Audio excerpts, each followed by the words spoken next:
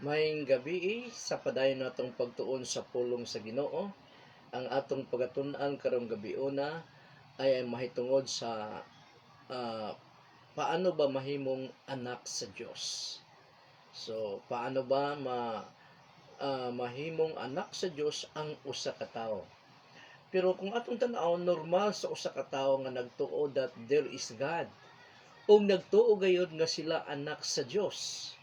Ang Bible nag-ingon nga, pero ang Bible nag-ingon nga ang tanang tao binuhat sa Dios, pero dili tanan tao anak sa Dios. So lahi ay may kalainan ang anak sa Dios o anak og sa binuhat.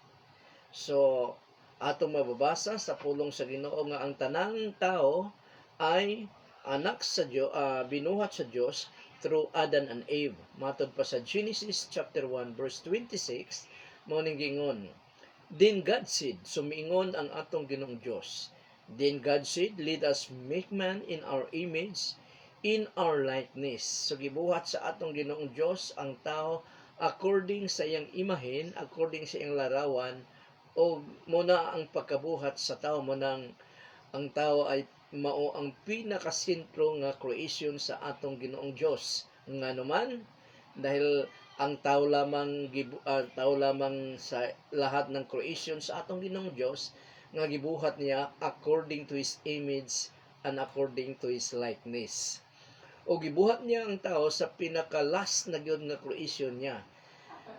Bago niya gibuhat ang tao, gibuhat muna niya una ang mga panginahanglan sa tao para siya ay padayon nga mabuhi, padayon nga magkinabuhi according sa will sa atong Ginoong Dios. So, una na ang iyang mga panginahanglan, dahil kung giunan niya pag-create ang tao, wala pang panginahanglan, patay gyapon ang tao. So, unsa ba'y buhaton sa usa ka tawo para mahimo siyang anak sa Dios? Unsa ba'y buhaton? So, matud pa sa pulong sa Ginoo, mutuo sa atong Ginoong Hesukristo. Maorgid na ang pinaka root nga sinugdan nga pagabuhaton sa usa ka tawo, mutuo sa Ginoong Hesus. Matud pa sa John chapter 1 verse 12. John chapter 1 verse 12 mo nang giingon sa pulong sa Ginoo sa John chapter 1 verse 12.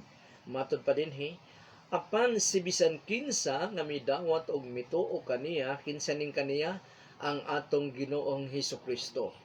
Apan si bisan kinsa nga midawat og mituo kaniya, gihatagan niya og katungod nga mahimong anak sa Dios. So, ayha lamang nagkaroon ng authority, ayha lamang nagkaroon ng katungod ang usa ka tawo nga mahimong anak sa atong Ginoong Dios nang siya ay midawat. Gidawat niya ang paghari sa atong Ginoong Hesukristo sa iyang pagkatao ug mituo sa atong Ginoong Hesukristo. So ayha padayong gihatagan siya sa atong Ginoong Dios ng katungod o karapatan na mahimong anak sa Dios. Sa Genesis chapter 3 verse 15 makita nato dinhi nga nung magkasala si Adan and Eve, or si Eve og si Adan, ay gipahamtangan dahil sila og silot sa atong Ginoong Dios dahil giwarningan na niya daan si Adan and Eve na huwag pakialaman yung gibawal niya. Pero ang gihimo gayud ni Adan and Eve ay nagsukwahi sa kabubuton sa Ginoo, pinakailaman nila. So nagwarning ang daan ng atong Ginoong Dios nga sa dihang ilang pakialaman ang iyang gibawal kanila, ay mamatay gayud sila, dunay consequences or dunay punishment nga mahitabo. So dinhi sa Genesis chapter 3 verse 15, pagkahuman ni og pagkahuman makasala si Adan and Eve. So isa ni sa punishment sa atong Ginoong Dios kay Eva. Matod pa dinhi, kay matod pa sa atong Ginoong Dios kay Eve, himuon kung magkaaway ikaw, kinsa ning ikaw si Eva, og ang babay ay si Satanas dining ikaw. Himuon kung magkaaway ikaw og ang babay. So kini ay punishment sa Yawa nga gitintal niya si Eva, og nagpatintal naman si Eva. Og mahimong kaaway ang imong kaliwat. So kinsa ba ang kaliwat sa tapuson ko lang. Himuon kung magkaaway ikaw ug ang babay ug mahimong kaaway ang imong kaliwat ug ang iyang kaliwat. Dugmo ko niya ang imong ulo ug paakon mo sab ang iyang tikod. So punishment ni sa ah, yawa nga in the end matalo gid ang yawa o talunan gid ang yawa, dili siya pwedeng makadaog sa gahom sa atong Ginoong Dios. So himuon daw kaaway ang imong kaliwat sa yawa. Kinsa ba ang kaliwat sa yawa? Ang mga taong yawanon. Katong gamay lang diferensya mo ingon dayon kay yawa. Mo nang kaliwat sa yawa. So kinsa ba ang kaliwat ni Eva nga giingon dinhi?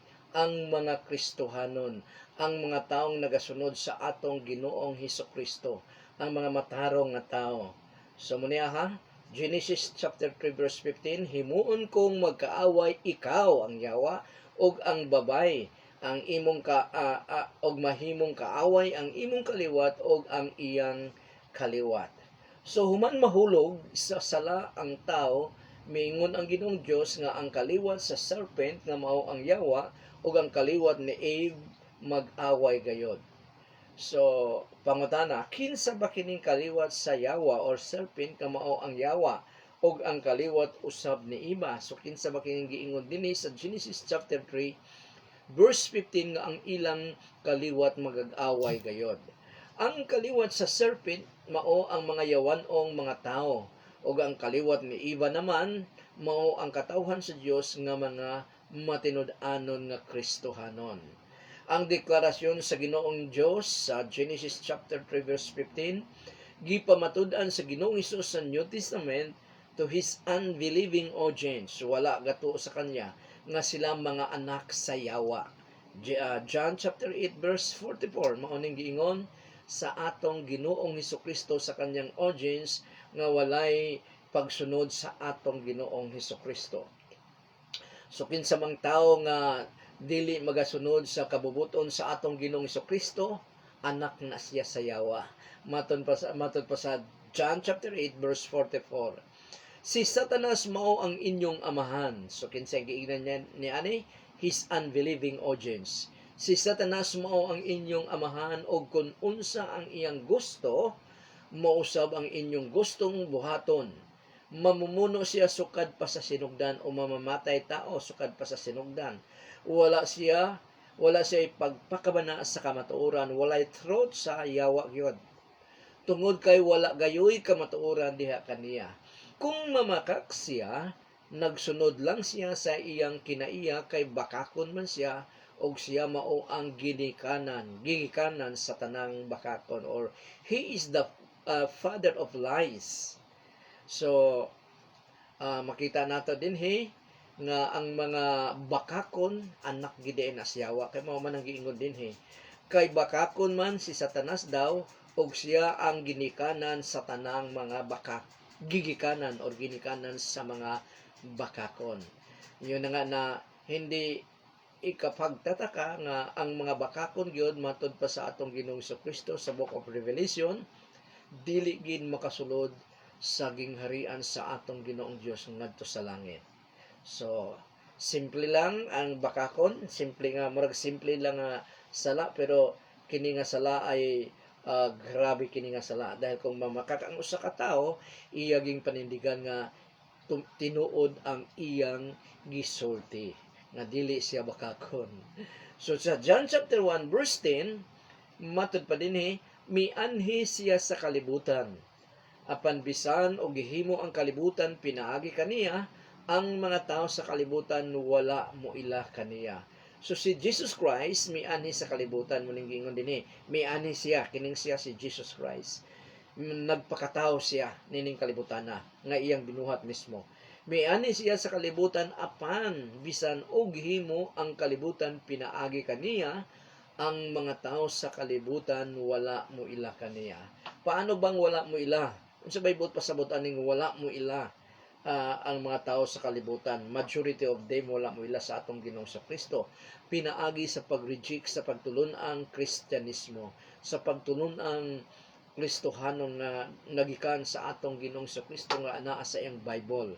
So katong mga tao nga ayaw mo basa sa pulong sa Ginoo para doon na sila'y guide, mahimo silang matarong, normal lang na sa mga anak sa yawa. Kinsa daw ang naghimo sa kalibutan? So sa atong gibasa, ang Ginoong Hesus pinaagi kaniya. Og matud pa sa John chapter 1 verse 3, verse 3 lagi, nag-ingon siya dito nga walay nabuhat kung wala ang atong Ginoong Dios nga pinaagi kanya. Walay nabuhat nga binuhat na kung wala ang atong Ginoong Hesukristo. Number 3, kinsa daw ang naghimo sa kalibutan? Ang atong Ginoong Hesus. The majority of the people of the world didn't know. Wala makaila its maker. And of course, because they are ignorant of their maker, the Lord Jesus Christ, or God, they rejected Him. Ilang gireject ang atong Ginoong Kristo, pinaagi sa wala pagsunod sa iyang pagtulunan, sa pagtulon ang Kristohanon. Muna nga sa John chapter 1 verse 3, maning gingon, maning akong gingon ganina, pinaagi ka sa atong Ginoong Kristo, gibuhat ang tanang mga butang, ug wala gayoy nahimo nga dili pinaagi sa atong Ginoong Hesukristo. Muna nga kung paanong creator ang God the Father, creator usab ang atong Ginoong Hesukristo, ug mausab ang Espiritu Santo. Muna ang mystery sa Triune God, or one God revealed in three distinct person.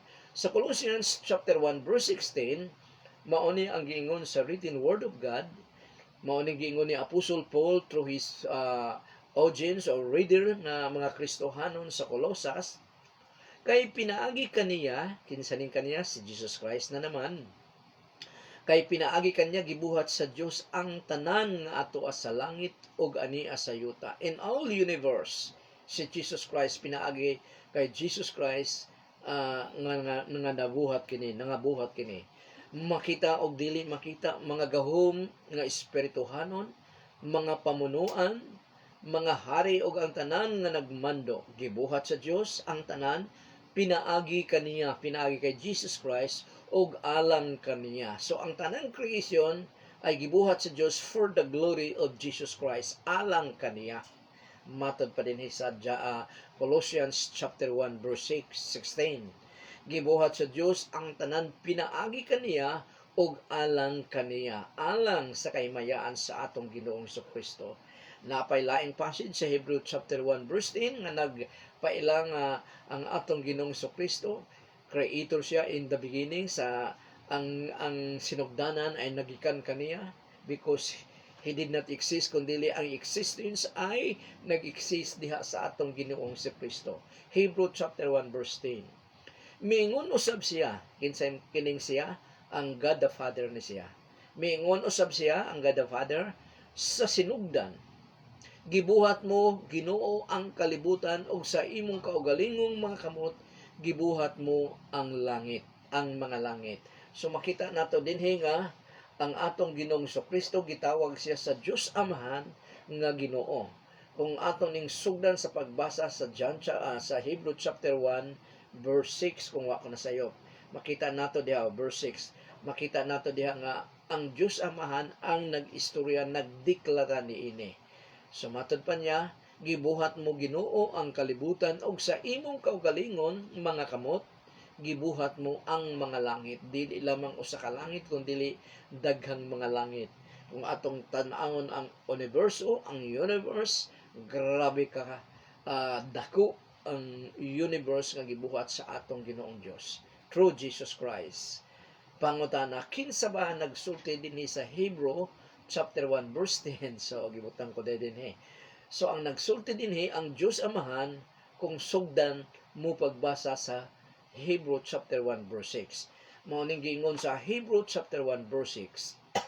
Og sa dihang ipadala na sa Dios ang iyang bugtong nga anak dinhi sa kalibutan, miingon siya, ang tanan nga mga anghel sa Dios kinahanglan mosimba kaniya. So hangtod sa chapter 1 verse 12 or 14 ang nagistorya diha ang Dios Amahan, o gitawag niya ang atong Ginoong Kristo nga Ginoo sa Hebrew chapter 1 verse 10.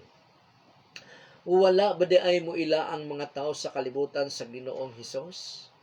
So, majority sa mga tao, wala mo ila sa Ginoong Hesus. Kadaghanan. Gikan sa pagpakatao sa atong Ginoong Kristo hangtod sa atong kapanahunan karon, majority ang mga tao nga wala mo ila sa atong Ginoong Kristo through rejecting the Christian teaching. Sa unsang paagi nga wala siya ilha sa majority sa mga tao sa kalibutan, pinaagi sa wala nilang pagtuo sa Ginoong Hesus. Kung ang usa ka tawo wala motuo sa atong Ginoong Kristo, normal lamang nga dili siya motuo sa pagtulunan nga gihatag sa atong Ginoong Kristo nga anaa sa Bible. John chapter 1 verse 12, apan si bisan kinsa nga midawat og mituo kaniya, gihatagan niya og katungod nga mahimong anak sa Dios. So natubag na dinhi nga ang tanang tao dili anak sa Dios kung dili creation by God. Mahimo lamang siyang anak sa Dios kung siya ay mudawat sa paghari sa atong Ginoong Kristo og mutuo sa atong Ginoong Kristo nga anaa na isulat siyang written word nga naa sa Bible. So ay pa lamang gihatagan niya og katungod nga mahimong anak sa Dios. So subo nga pamalandungon dahil universal belief na ang mga tao, tanang tao ay anak sa Dios, pero matod pa sa author sa kinabuhi nga maong atong Ginoong Kristo, dili tanan created by God but not children of God. Kadto lamang ang dunay relasyon, dunay maayong relasyon sa atong Ginoong Kristo. Majority sa mga tao labi na sa atong kapanahonan karon gina-reject ang atong Ginoong Hesus. Pinaagi sa pag-reject sa iyang written word sa Bible. Muna nga kung i-reject mo ang written word nga sa atong Ginoong Kristo nga ana sa Bible, normal lamang o ang kasunod dinhi gi-reject mo usab ang atong Ginoong Kristo, matod ko pa kanina nga ang mao ang source sa teaching nga ana sa Biblia. Pinaagi lamang sa pulong sa Ginoo mailhan sa usa ka tawo ang Ginoong Hesus sa klaro gayod. So klaro gayod, walay lipod-lipod, dili general revelation kundi special revelation nga maklaro mo diha sa pulong sa Ginoo kung kinsa ang atong Ginoong Dios, kinsa ang atong Ginoong Kristo, og nganong mi-exist ang mga tao. Luke chapter 8 verse 19 to 21. Mao kana nga gihatagan gyud niya og dako nga kaimportantihan ang pagtuon sa iyang pulong. Gani mas gihatagan pa niya og favor ang mga tawo nga namati sa iyang pulong kaysa pisikal niyang pamilya. Sa natong mabasa sa Lucas chapter 8 verses 19 to 21 nga nagingon, unya miadto kang Hesus ang iyang inahan og mga igsoong lalaki, apan wala sila makaduol kaniya tungod sa kadaghan sa mga tao. So dunay mga igsoon physical ang atong Ginoong Kristo dahil siya ang kinamagwangan nung wala pa siya ipanganak ni Mary, walay sexual relationship nga nahitabo between Joseph and Mary, bisan sila ay mag-asawa na. But after nga ipananganak si Jesus Christ, mabasa nato sa Matthew chapter 2 verse 25, kung wala pa na sayo, nga ay pa lamang nag-uban si Mary ug Joseph sa normal nga magtiayon, nga ibig sabihin ana-ana ang sexual nga physical.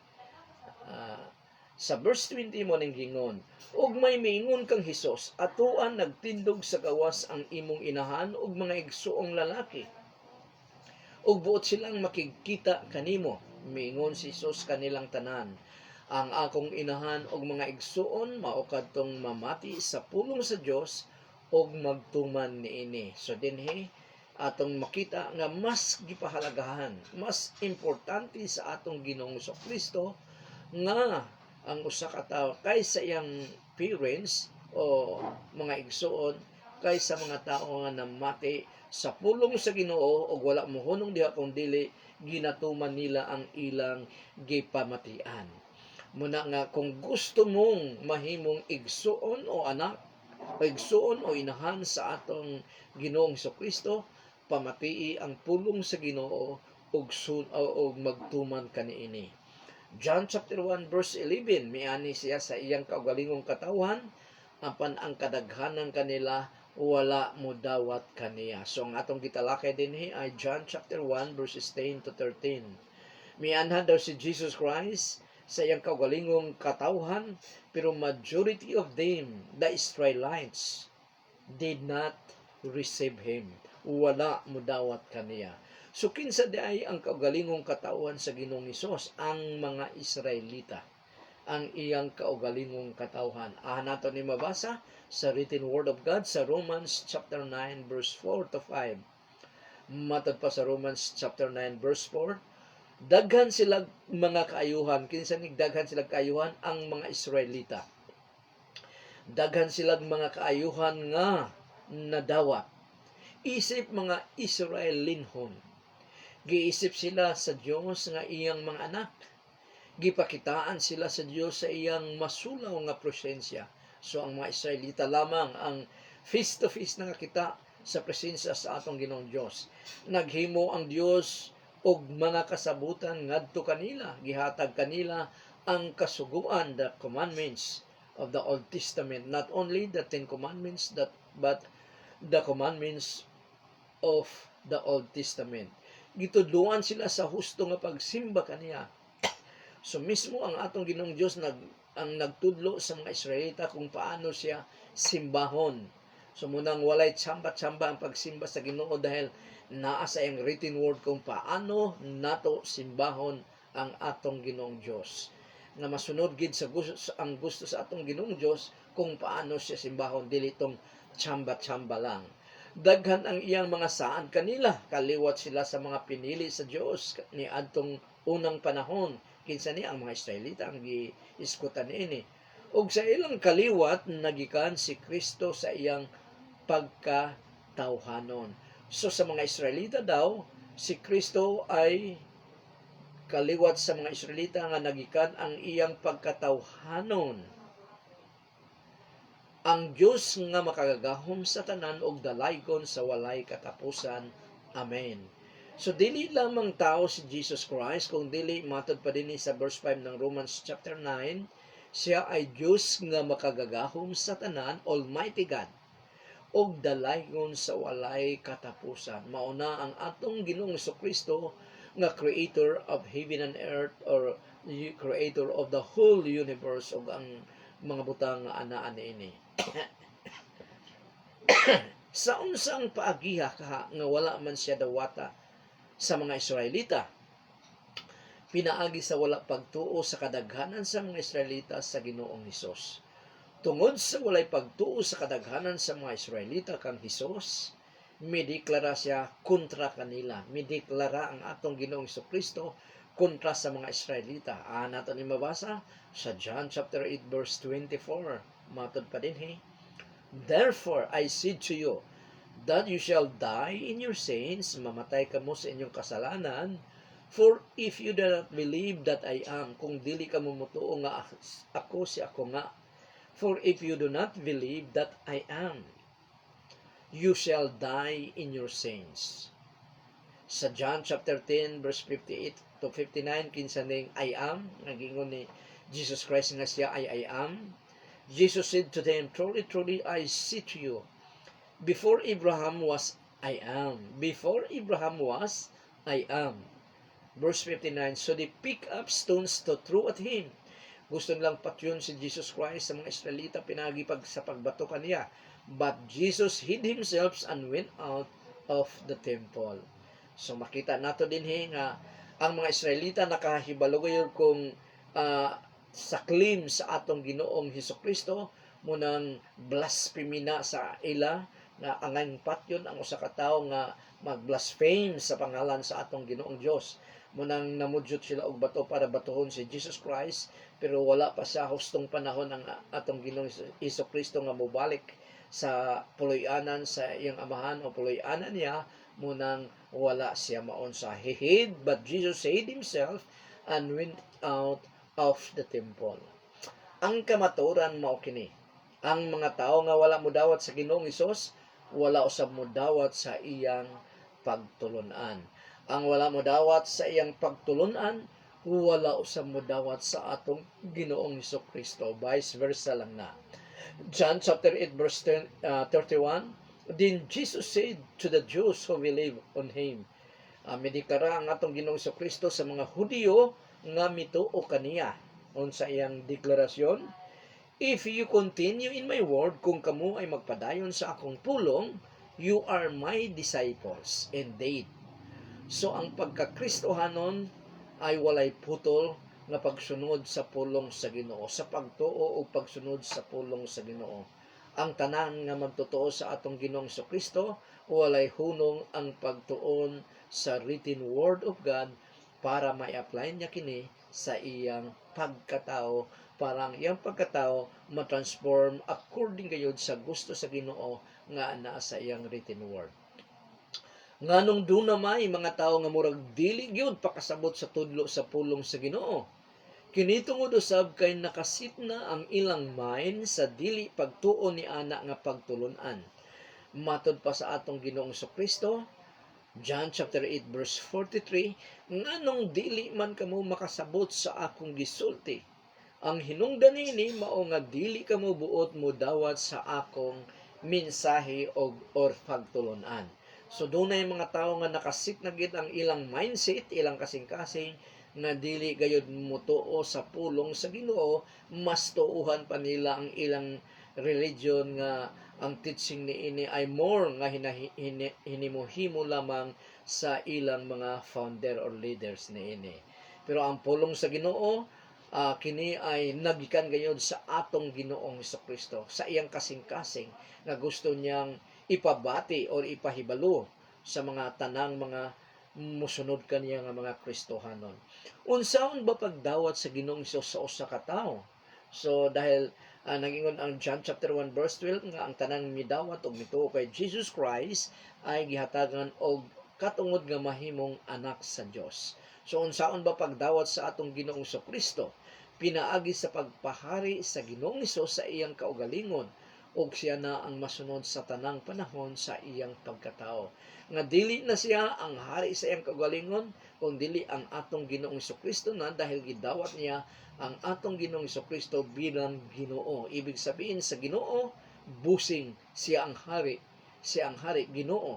Muna nga kung gitawag mo si Jesus Christ nga Ginoo pero wala ka mosunod kaniya, matod pa sa atong Ginoong Kristo nga sa ulahing mga panahon in the judgment day, dagang moingon ka na, naging siya nga dili tanang may tawag kanya nga Ginoo, Ginoo makasulod siyang gingharian kadto lamang ang mituman sa kabubuton sa atong Ginoong Hesukristo. Matthew chapter 16 verse 24. Matod unya miingon si Jesus sa iyang mga tinun-an, sa iyang mga disciples, sa mga Kristohanon sa atong kung i-transfer ni sa atong kapanahonan karon. Kung ang usa ka tawo buot mahimong akong tinun-an, if you want to be Christian, kinahanglan dili siya magtuman sa iyang kaugalingon. So kung gusto mong mahimong tinuod nga Kristohanon, dili ka ang masunod sa imong kaugalingon. Kung dili ang kabubuton sa atong Ginoong Kristo nga nasulat sa written word of God. Munang sa mga Kristohanon, importante kayo ang Bible, importante kayo ang written word of God, dahil mao ni ang role sa adlaw-adlaw natong pagkatao nining kalibutana. Sumatod pa niya, kung ang usa ka tawo buot mahimong akong tinun-an, kinahanglan dili siya magtuman sa iyang kaugalingon.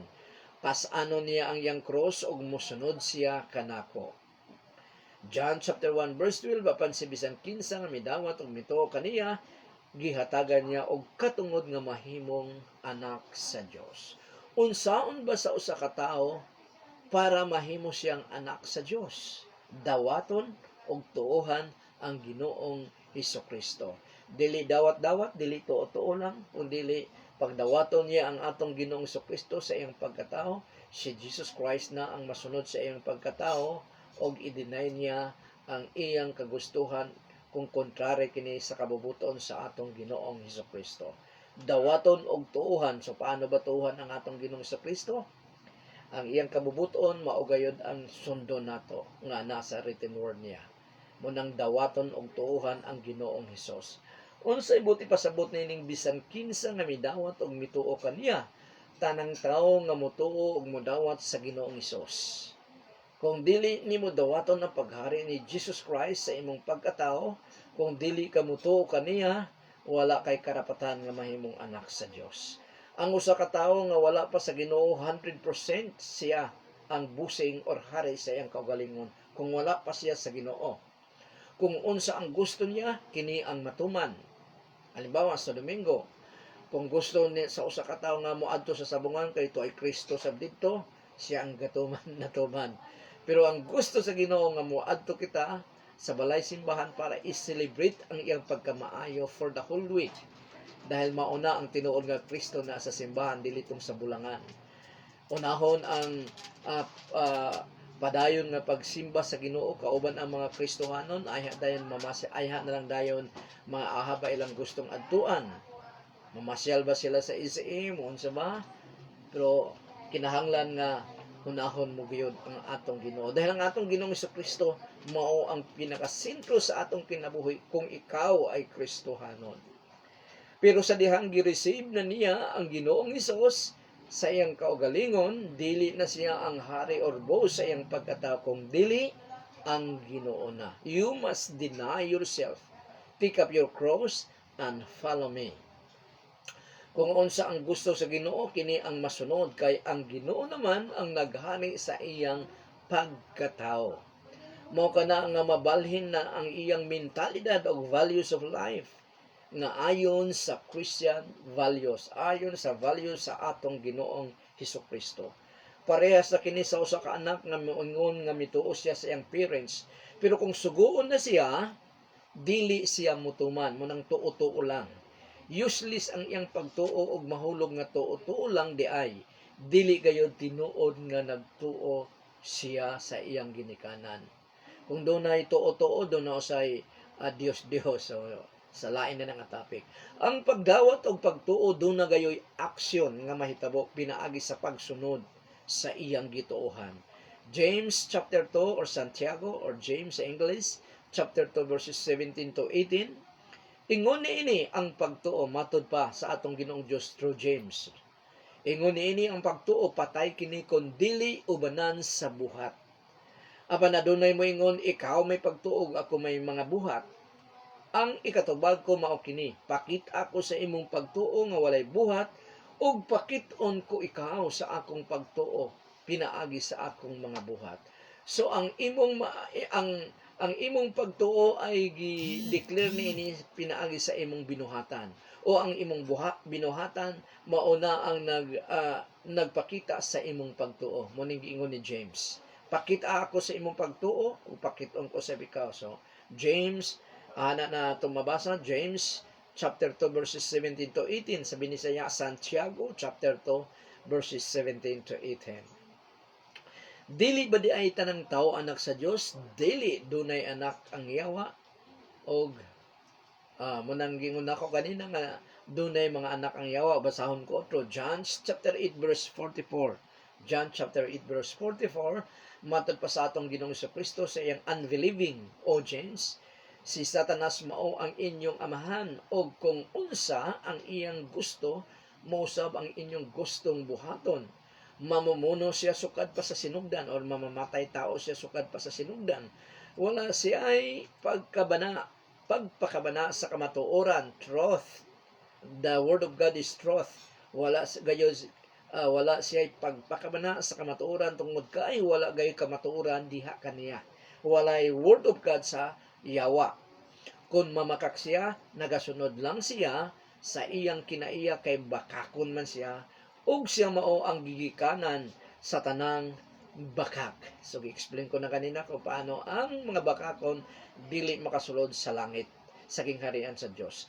Tanang tao binuhat sa Dios, pero dili tanang tao anak sa Dios. Ang anak ay dunay relasyon sa iyang amahan, pero ang binuhat pwedeng walay relasyon sa nagabuhat niini. Tanang tao binuhat sa Dios pinaagi kay Adam and Eve. Si Adam and Eve lamang ug ang Ginoong Hesus ang original nga anak sa Dios dahil ah, ang Ginoong Kristo isa sa iyang mga title, Son of Man or Son of God. Ngunit si Adan og si Eva, sila lang ang gi-create sa atong Ginoong Dios nga gibulingan gayud sa atong Ginoong Dios ang iyang mga kamot para hugison. Ihugis si Adan and Eve o huy pandayon niya ang bangag sa ilong sa iyang hinugis nga clay o nagkaroon ng buhay. Muna ang grabing milagro sa pagbuhat sa Ginoo sa o sa katao sa kay Adan and Eve. Kita binuhat sa Dios through Adan and Eve na lamang. John chapter 1 verse 13, matod pa, dinhi nahimo silang mga anak sa Dios dili sa tawhanong paagi o pagbuot. Ang Dios mismo maong naghimo kanilang iyang mga anak. So simple lang ang verse 13, tanang ang mga anak sa Dios, ang Dios mismo ang nag-aproba nga mahimo niya kining anak. Unsa ang mahimong resulta kung ang usa ka tawo mudawat og mutuo sa Ginoong Hesus? Mahimo siyang anak sa Dios. Kinsa di ay ang born again sa usa, kinsa di ay ang mo born again sa usa ka tawo para mahimong anak sa Dios? Ang Dios mismo, matod pa sa verse 13. Unsa di ay ang buhaton sa usa ka tawo para ma-born again or mahimong anak sa Dios? Dawaton ang Ginoong Hesus og mutuo kaniya. Ang pagiging born again or pagiging anak sa Dios through Jesus Christ ay usa ka milagro nga ang Ginoong Dios lamang ang makahimo nini og dili ang tao. Kung ang usa ka tawo anak na sa Dios, dili na siya silutan sa Ginoong Dios ngadto sa kalayo sa impyerno. Nabay amahan nga gustong sunugon ang iyang anak o nabay inahan nga gustong sunugon ang iyang anak, wala gayon. Romans chapter 8 verse 33 to 34. Walay makaingon nga kitang mga pinili sa Dios, mga Kristohanon, mga makasasala. Kay ang Dios na gayon ang nagaingon nga kita gipakamatarong na. Wala nay makaingon nga silutan kita kay si Kristo, Hesus mismo, gisilutan og namatay alang kanato og dili kay kana lang. Gibanhaw usab siya ug karon atoa sa tuong kamot sa Dios og naghangyo sa Dios alang kanato, naga-intercede ang atong Ginoong Kristo nga mulahutay ang mga Kristohanon sa niining kalibutana. Muna nga unsay angayang buhaton para sigurado kita kanunay sa kaluwasan nga ato nang nadawatan gikan sa atong Ginoong Dios? Magpadayon og magmalahotayon sa pagsunod sa Ginoong Hesus. Munang gingon sa atong Ginoong Kristo sa tanang to all who endure sila lamang ang maluwas. Dahil kung dili magpadayon sa tanang magpadayon bilang mga anak sa Diyos, mga Kristohanon, sila lamang ang maluwas. Wala nagdepende ang kaluwasan through that person nga nagpadayon, kundi through the guidance, through the help, through the grace sa atong Ginoong Kristo lamang. Because matod pa sa atong Ginoong Kristo sa John chapter 15 verse 5, kung ako na sa iyo, apart from me you can do nothing. Apart from me you can do nothing in pleasing God. So magpadayon og magmalahotayon sa pagsunod sa Ginoong Hesus. John chapter 8 verse 31, balikon ko sa pagbasa, busa mingon si Hesus sa mga nanuo kaniya, kung tumanon ninyo ang akong pagtulunan nga nasa Biblia, tinuod gayon nga kamo akong mga tinunan. So ang timailhan, isa sa mga timailhan ug major gikini nga timailhan nga usa ka tawo ay tinuod nga Kristohanon tungod kay gituman niya ang teaching sa atong Ginoong Kristo nga nasa yang written word diha sa Bible. Sumao kini ang dalan para ang usa ka tawo mahimong anak sa Dios. Pinaagi ra gyud sa pagdawat sa atong Ginoong Kristo sa iyang pagkatao, isip busing, isip Ginoo og mutuo sa tanan niyang pagtulunan.